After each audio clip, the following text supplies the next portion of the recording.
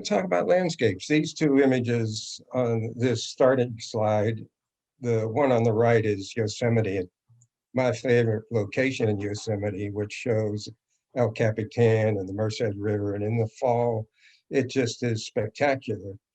The interesting thing about this image for me is that I didn't shoot it in the fall. I shot it in the spring. And the technique that I came up with probably 2 years ago is in, I think, volume 8 of my books. I say taking from a spring and making fall out of it, because there are some sliders in Adobe Camera Raw that allows you to change the actual colors and make it look like an autumn scene. The one on the left is in northern Italy, Castelroto. It's just a spectacular area. That's the Dolomites in the background. And this area, I was sitting at a restaurant outside and turned over and looked, saw those clouds coming in, the light coming down in the middle. I was just blown away by the beauty of that landscape and captured that. And at that time, I was well aware of using panoramas to capture as many pixels as I could. So that shot has, I think, is three-shot panorama. Let's go into all the aspects of landscapes. So beginning level landscape, I often use the term beginning level to say, okay, this is what a lot of us in the early stages of using our photography, using our camera, we see something that is interesting. Oh, there's water in the foreground, there are trees, and not understanding the full range of contrast, that if it is a somewhat contrasty scene, then areas are blocked up. There's a lot of black areas. The colors aren't quite right. The brightest areas in the top. One of the most important things about landscapes is to make sure the viewer's eye goes exactly where you want them to see right away, so that there isn't any hesitation about what you're showing them.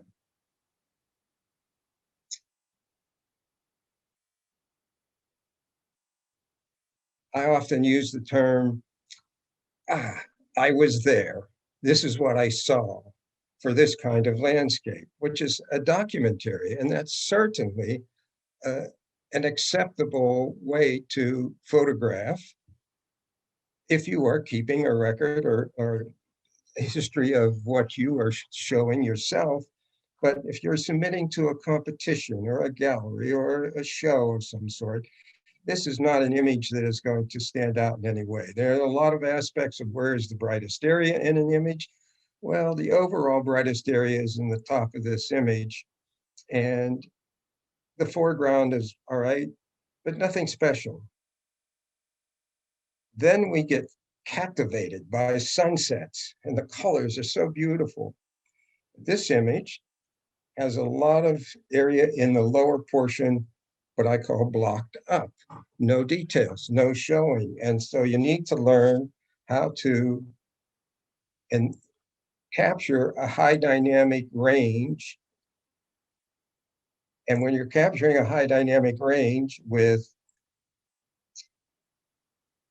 your camera, you will need to be doing exposures for the shadows, exposure for the highlights, exposure for the midtones. And you can put your camera on automatic and it will take that many bracketing shots for you. I usually just do it manually, and so I know that I'm capturing the midtones and capturing the highlights, and then just put them together in Photoshop. So these kinds of scenes, these evening scenes, especially when we're beginning to do photography, are so beautiful, but then we're not capturing it correctly. I'll show you the difference as we get into the ones I call wow. Again, early in our photography, we see a scene like this and we think, oh, wow, the water, the boats. But this is just one of those scenes that I consider I was there. This is what it looked like. That does not impress a viewer in any way. So it's just, the exposure is okay. The trees in the background probably have some detail that could be brought out, but where is the bright areas? Well, down here in the lower left, up in the sky, it just is not one of those images that are going to stand out as a landscape. Ah, caught a rainbow. Oh my goodness, this must be a really good image because I caught a rainbow. Well, yes, you photographed the rainbow, but the whole image is flat. And what is this in the foreground? You could have stepped up to that and removed that. So the more that we are in the beginning level, we begin to see the things, hopefully, that make an image much, much more interesting. Contrast in this image would have brought out that the colors in the rainbow, cropping down from the top and from the left would center in on the rainbow even more. So now we get a little better. And we have some good colors, and we have the landscape working very nicely. But that bright sky in the upper left, no detail whatsoever in that portion of the sky, of the cloud. So you want to be careful and learn how to do bracketing. And I just manually set my exposure. So once I have the depth of field determined and my ISO determined, then I just will change the shutter speed to achieve the shadows. So open up, knowing that the sky is going to blow out, close down midway, get good detail for the midtones, and then close down and get the sky, which will darken the foreground, and then put them all together. And I have a great range of tones that I can work with. So beginning level, we face some things that are such beautiful, so beautiful, but we haven't yet understood how to photograph them. Same as in this one, and this emphasizes that even more. How beautiful for the trees to be standing out in the fog and so on. But the lower right, totally blocked up. Upper in the upper portion in the middle, totally blocked up. No detail, when I say blocked up, no detail in those shadow areas. And it could have been more of a long rectangular and cropped down from the top to emphasize what is the main subject that you want the viewer to see instantly. So cropping down from the top on this image and up from the bottom a little more would have brought out the essence of that particular scene. Again, sunsets, but you see what's happening in the sky. I guess they may be planes flying through. Should certainly remove those. This is totally flat. There is detail in the lower right-hand corner. That's very good. There's texture in all the highlight areas. Now, with this kind of image, you want to start working it.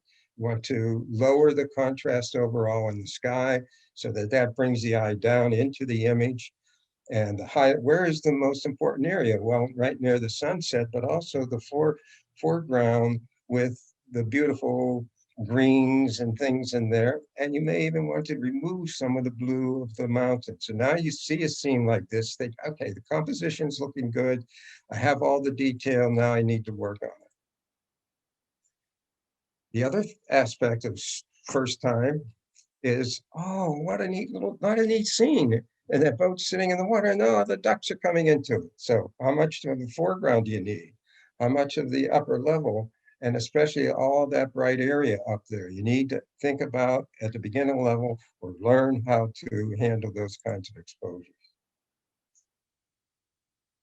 Large contrast range, handled well, good exposure overall, good detail in the shadows. So this now is really starting to have some interest going from the beginning level to doing a little bit more than just beginning level. The colors look good. There's a reflection in the water. The clouds at the top, cut off the way they are, could have been adjusted just by allowing more in the camera to begin with and then cropping later, or scrunching, which is another technique that I developed. So now we're getting there. Single tree, clouds around it, darker in the upper top. You see the shadowing? The upper part of the sky is darker, so that it pushes your eye down. The lower part of the foreground, the lower right corner is darker, but still has detail there, and along the edge of the bottom. So that brings the eye in. And remember, I've always talked about your eye comes in from the left. In our culture, we read left to right. So everything we do and see comes in from the left, especially art. The tree in the center of this case doesn't bother me, but it would be interesting to do multiple shots. So in the beginning, when you see something this nice, then do multiple shots, placing objects in different locations so that you have something to use and work on later. What is more interesting than a sunset with a lot of zebras? However, the image is not captured well. The depth of field is not good. The horizon is right in the middle, and that's okay if that's how you need to photograph it, and then do some cropping later so that you can crop down on the top.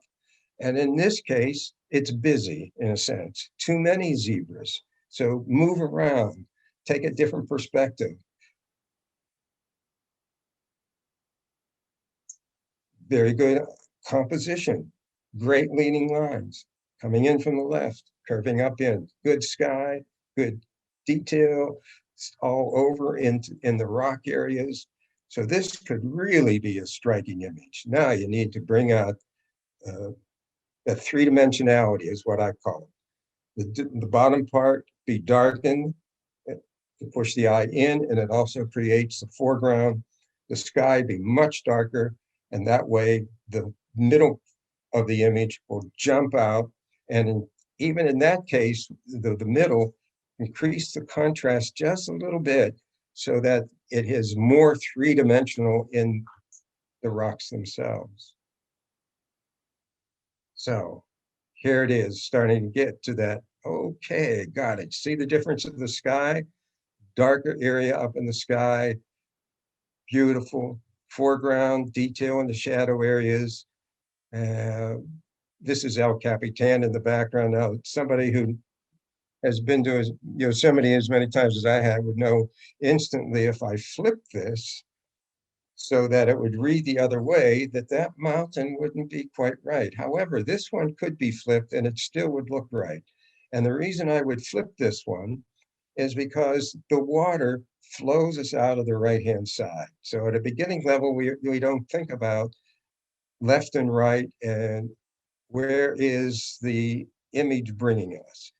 And here we have a little bit of a blowout in the snow up on the upper left portion here and on the face of Half Dome, but probably with just a little exposure difference, you could keep that in.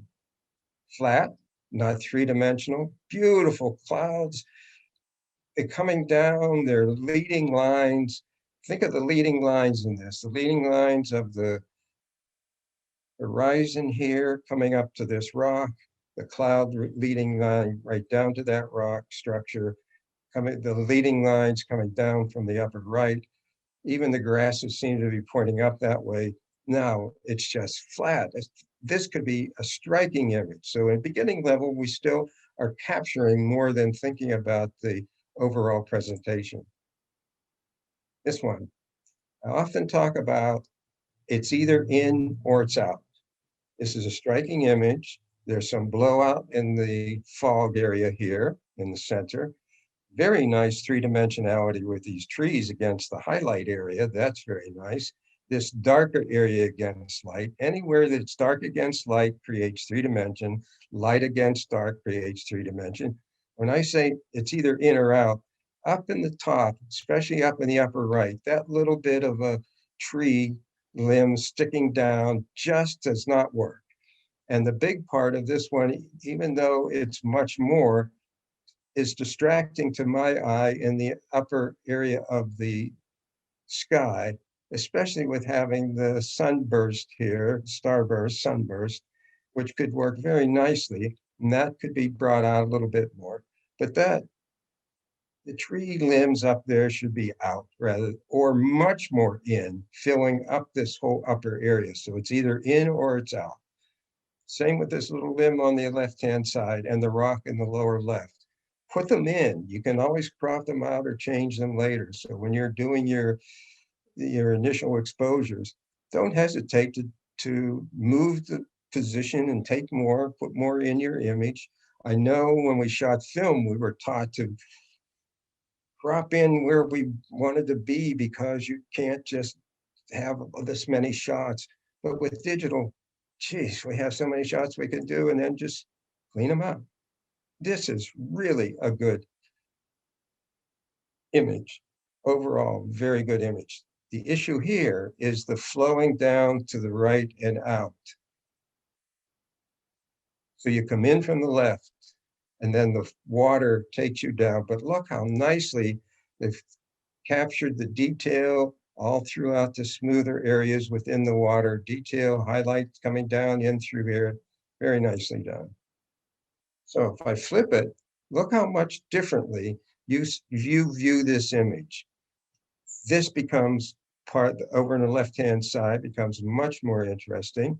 And the areas over here in the rocks, especially the trees here, become what I call containments to stop your eye from going off the right-hand side and pushes you back in. Let's look at it again the other way.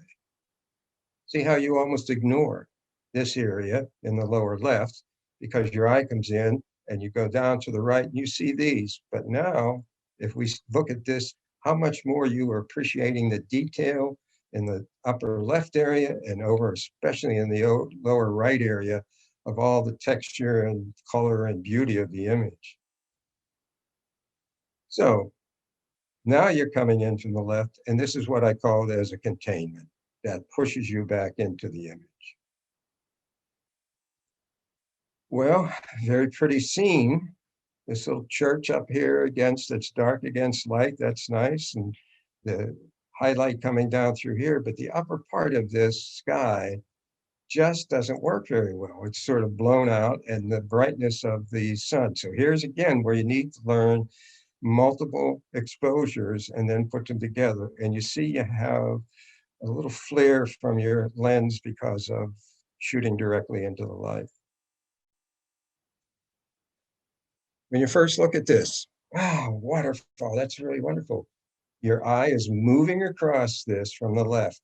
You see the figures in the foreground there, and then you walk right off the right-hand side. So let's look at it this way.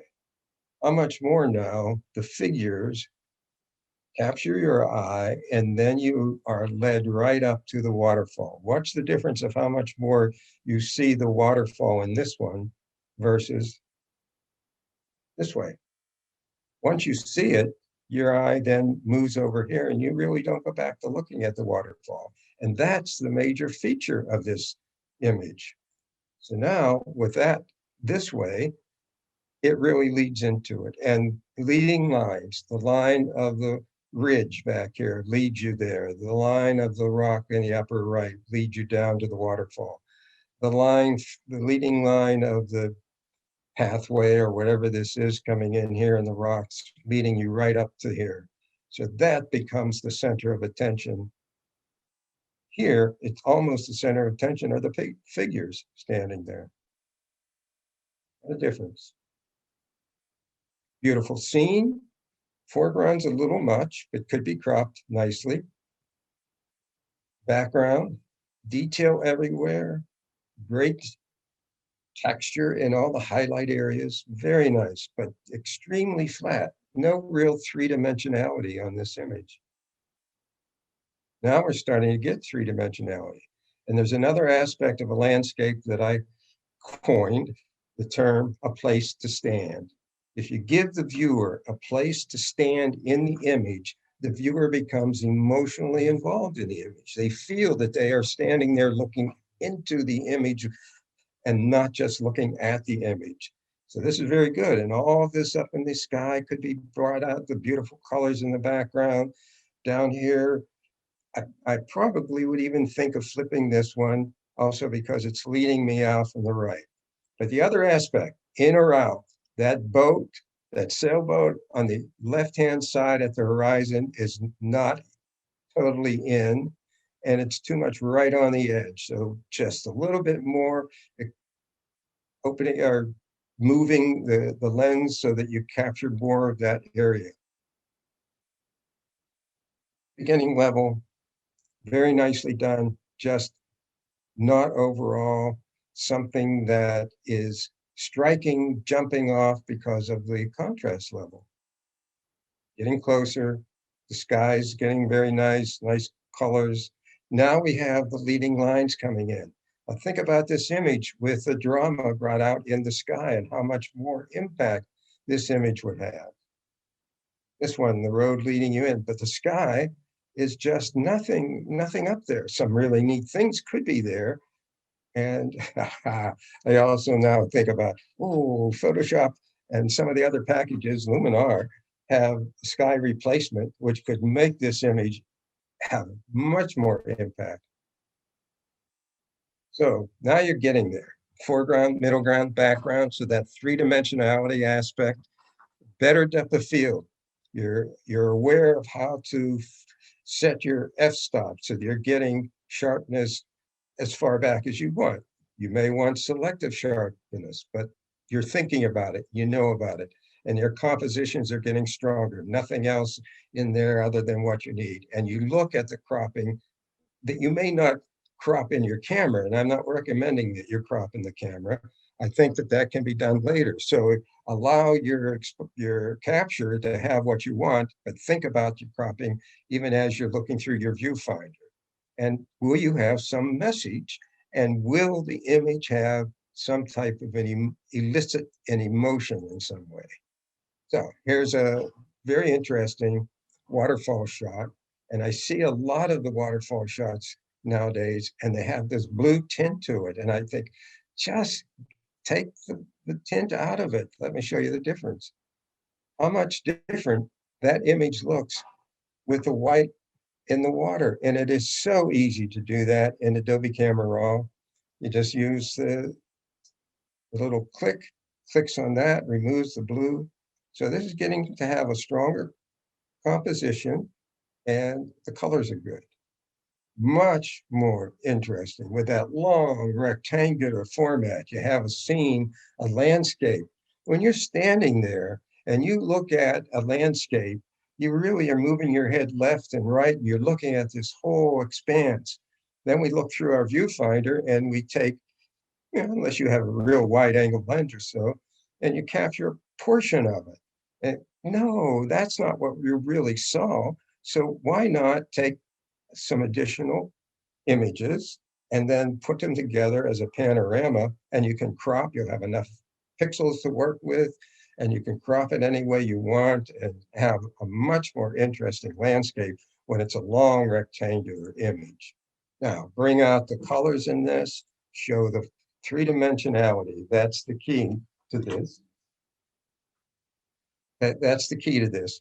Watch now, this, as good as this looked, it looks flat to my eyes because the foreground has great texture, good color there, and the sky could have even more contrast in it. Now you bring out the drama, the color saturation, the sky has more drama, take advantage of all those beautiful clouds, leading lines coming down to the mountains, leading line at the horizon coming into that main peak, leading line of this portion of the foreground coming up. The fog in the foreground pushes your eye up, and it's darker in the lower right corner and in the upper right corner. What a difference of this has, what I call three-dimensionality. Look, as neat as that was when it first came up, it's relatively flat. Now it's three-dimensional. So getting there. Something in the foreground of real interest and a true foreground, middle ground, background. That's what you're looking for to get a really striking landscape. How about creating more contrast? And this tree, such a neat, beautiful structure, but it's merging actually with the background. Now it stands out. It's light against dark, which creates three-dimensionality. Light against the dark in the water, three-dimensionality. Darker in the upper part of the sky pushes your eye down into the middle, and to see that as the brightest area. The actual brightest area is at the base of this tree, which then leads you into the tree itself, and you stop even looking at all the mountains and things in the background. A little bit of a shading area in the lower left and in the lower right. Watch the comparison. Flat, not three-dimensional, striking. How about flipping it? Actually, it doesn't work for me as flipped on this one, even though I thought it would.